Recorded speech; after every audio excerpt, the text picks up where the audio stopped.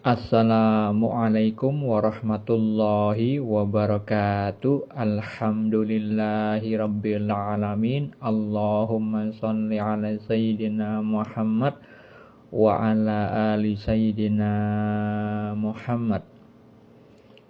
Kali ini saya merespon komentar dari salah satu saudara kita yang menulis pada kolom komentar di channel YouTube saya bahwa beliau itu minta tolong untuk saya mentakwilkan mimpi atau memaknai mimpi. Mimpinya tentang surat Al-Fatihah masuk ke dalam tubuh sampai tidak bernafas. Mimpinya pada siang hari. Memang terkadang Allah itu memberi petunjuk berupa mimpi di siang hari karena saya juga mengalaminya. Dan tidur di siang hari itu adalah bagian dari sunnah Nabi Muhammad SAW. Mimpi yang dialami saudara kita itu adalah petunjuk dari Allah yang perlu ditakwil karena hal tersebut adalah simbol bahasa mimpi yang memiliki makna tersirat. Maknanya adalah saudara kita dianjurkan oleh Allah mengamalkan makna dari surat Al-Fatihah ayat 1 sampai 7. Itu diamalkan maknanya di dalam menjalani kehidupan sampai beliau wafat. Penjabaran makna mimpi tersebut sebenarnya sangat panjang jika dituliskan. Kalau di akun TikTok saya tidak mungkin karena komentar di akun TikTok itu tidak bisa sepanjang di YouTube. Maka bagi siapa saja yang ingin mengetahui penjabaran lengkapnya bisa dibaca pada video di YouTube saya. Insya Allah akan saya tuliskan pada kolom komentar pada video yang sekarang ini saya jelaskan. Jika Anda mengetahui video ini dari akun TikTok, bisa lihat di bio, itu ada link kepada channel YouTube saya. Karena video yang saya buat itu seringkali durasinya 10 menit, maka tidak bisa saya sampaikan pada video ini secara komplit, namun secara ringkasnya saja. Yang perlu diketahui sebelumnya bahwa arti dan makna itu berbeda. Saya berikan contoh bahasa Inggris, a book, yang artinya sebuah buku. Itu artinya.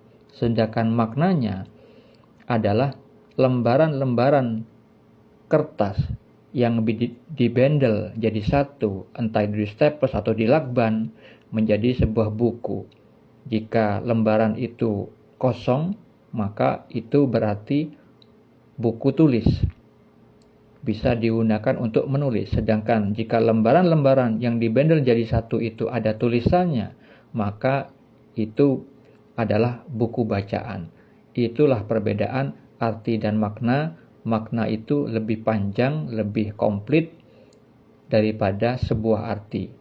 Begitu juga ketika saudara kita dianjurkan di dalam mimpi itu mengamalkan makna dari surat Al-Fatihah, maka perlu saya jelaskan bagaimana cara mengamalkan maknanya.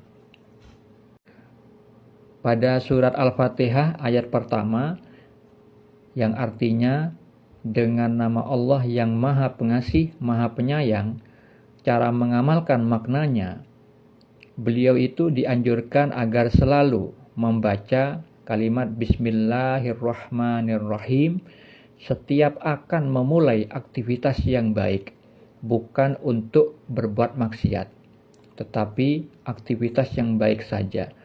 Anjuran tersebut agar amal soleh yang beliau lakukan itu hanya ditujukan kepada Allah Subhanahu wa Ta'ala. Karena ibadah yang dilakukan umat Islam hanya kepada Allah. Hal ini berkaitan dengan firman Allah tentang tujuan manusia itu diciptakan. Terdapat pada surat Az-Zariyat ayat 56, Allah Ta'ala berfirman, "Dan aku tidak menciptakan jin dan manusia, melainkan supaya mereka beribadah kepadaku." Kemudian pada ayat 2, yang artinya, "Segala puji bagi Allah Tuhan seluruh alam."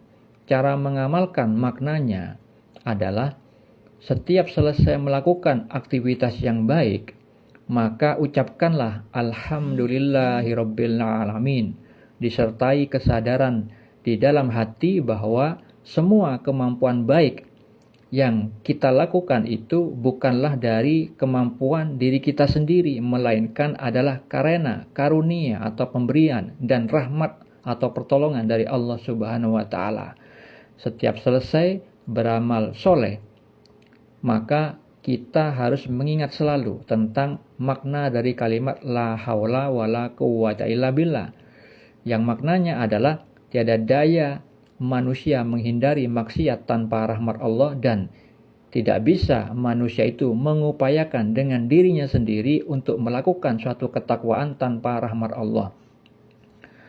Hal itu juga berkaitan dengan sabda Nabi Muhammad SAW di dalam hadis riwayat Al-Bukhari dan Muslim. Beliau bersabda, "Amal seseorang tidak akan memasukkannya ke dalam surga. Engkau juga tidak, wahai Rasulullah?" tanya beberapa sahabat. Beliau menjawab, "Aku pun tidak. Itu semua hanyalah karena karunia dan rahmat Allah." Pada ayat 3, yang artinya yang maha pengasih, maha penyayang, cara mengamalkan maknanya adalah dengan cara mengasihi dan menyayangi semua makhluk ciptaan Allah agar kita dikasihi dan disayangi Allah. Allah menyukai manusia yang berperilaku sebagaimana asma-asmanya dan sifat-sifatnya. Dalil tentang berkasih sayang Allah firmankan di dalam surat Al-Balad ayat 17. Allah Ta'ala berfirman, "Dan dia juga termasuk orang-orang yang beriman dan saling berpesan untuk bersabar dan saling berpesan untuk berkasih sayang." Kemudian pada ayat 4, yang artinya pemilik hari pembalasan. Cara mengamalkan maknanya adalah menanamkan dalam diri kita dengan adanya rasa takut kepada Allah yang tidak terlihat oleh mata lahiriah. Sehingga dengan adanya rasa takut tersebut menimbulkan sikap warok atau berhati-hati di dalam menjalani kehidupan. Dengan begitu, kita selalu merasa diawasi oleh Allah sehingga kita merasakan seperti yang disabdakan Nabi Muhammad SAW yang beliau sabdakan di dalam hadis riwayat Muslim, bahwa Rasulullah SAW bersabda, "Dunia adalah penjara bagi orang beriman dan surga bagi orang kafir." Pada ayat 5 artinya hanya kepada Engkaulah kami menyembah dan hanya kepada Engkaulah kami memohon pertolongan. Cara mengamalkan maknanya patuh kepada Allah dengan mengerjakan perintahnya dan menjauhi larangannya dengan niat dalam hati, dan cara pengamalan yang benar mengikuti petunjuk Al-Quran dan As-Sunnah. Tidak berbuat syirik atau mempersekutukan Allah, baik itu ketika melakukan ibadah dan di saat kita meminta pertolongan.